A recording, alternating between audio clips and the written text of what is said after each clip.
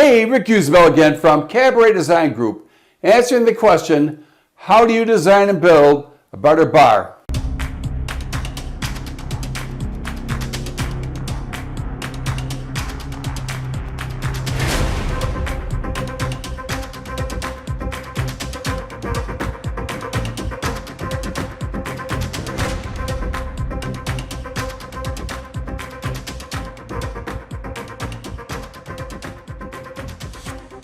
What's the trick to build a successful commercial bar?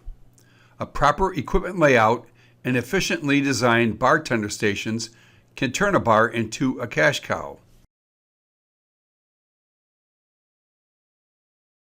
Many bars operate with one bartender during slower periods, but have two or more bartenders in peak periods. However, simply adding more bartenders, much like adding more workers to an assembly line, must be done systematically, or productivity will most likely decrease. So how can bars be designed to maximize both flexibility and productivity to meet all operating conditions? The answer is rooted in the concepts of workstations and assembly lines, the same core principles utilized for the mass production of automobiles innovated in 1913 by Henry Ford.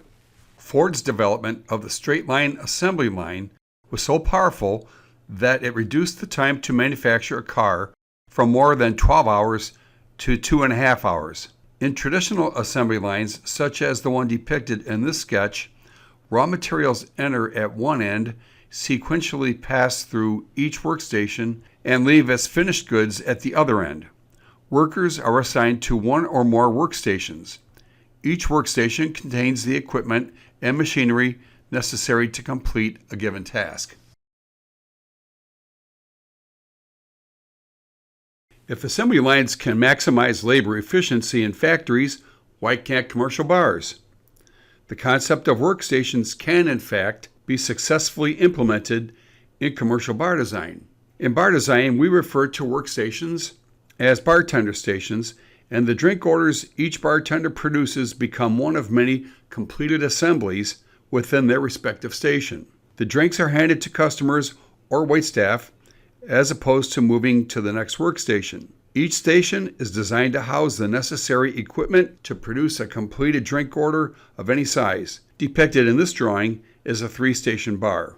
Bartender stations need to be designed so each bartender's movements are limited to 2 steps or less in any direction without crossing paths with the other bartenders. In other words, the bartender station should be 12 feet, which is 3.66 meters or less, and the bartender's movements should be primarily from side to side. In order to achieve maximum work efficiency, each station must have the following.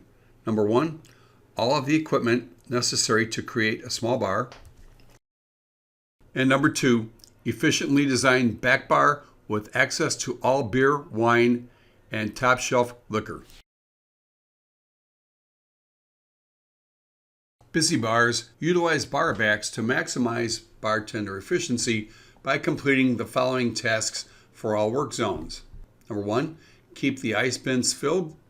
Number 2, maintain the glassware levels at each station. Number 3, maintain the bar stock levels of beer, wine, and liquor. And number 4, service the bar trash receptacles.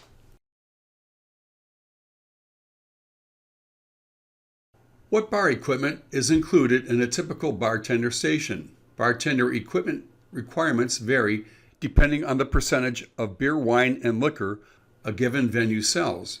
For instance, pizza restaurants, which typically sell 60% beer, 20% wine, and 20% liquor, will have different equipment requirements than steakhouses that sell a much higher percentage of liquor and wine and very little beer. Similarly, nightclubs and sports bars have their own unique offerings based on the patrons to which they cater, and for these reasons, the bar equipment needs in each type of venue will vary. From an earlier vlog post, a given bartender station could include a list of the following equipment: wastebasket, dump sink, 3-bin sink or glass washer, drainboard,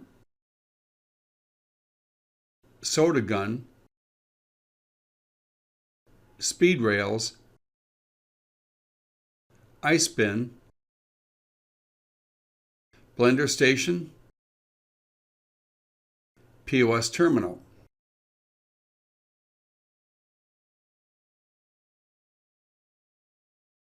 In multi-station bars, fixtures such as glass washers, back bar coolers, slide top coolers, and hand sinks will often be shared. Bars that sell a high level of draft beer will have draft beer towers in each workstation. Shared equipment should be strategically placed for equal access to each bartender.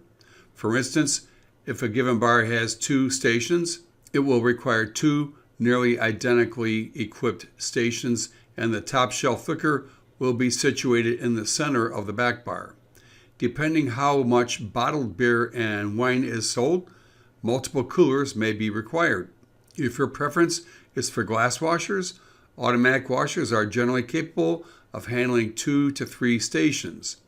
This means that a typical glass washer can exceed the output of 3 3-bin sinks, a savings of up to 19 lineal feet of finished bar space, not to mention a ton of labor and much cleaner and safer drinks. Don't shoot yourself in the foot with a long bar and 1 or 2 bartenders who will wear themselves out trying to keep your customers happy. Efficiently designed bartender stations equate to efficiently run bars and happier customers, which will maximize your profits and turn your bar into a cash cow.